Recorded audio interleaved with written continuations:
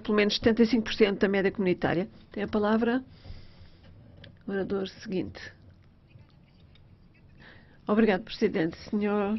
Diante dunha oportunidade histórica para aprobar unha PAC ambiciosa que apoie as actividades agrarias e gandeiras.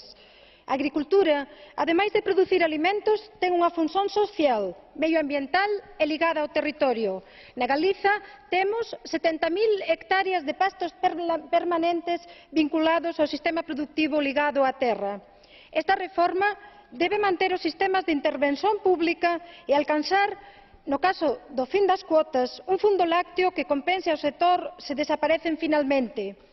Queremos aprobar unha PAC xusta, que remunere o traballo garantindo os custes productivos de labregos e labregas.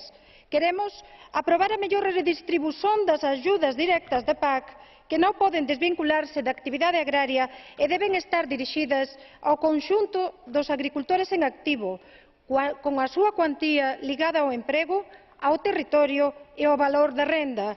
Este Parlamento debe apoiar unha PAC xusta, verde e local, ligada ao territorio. O rural precisa unha oportunidade de futuro. Obrigada. Señora Miranda. Obrigado. Tem a palavra o Sr. Van Dalen.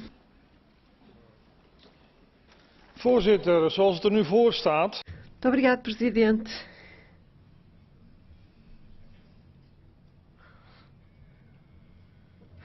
É muito importante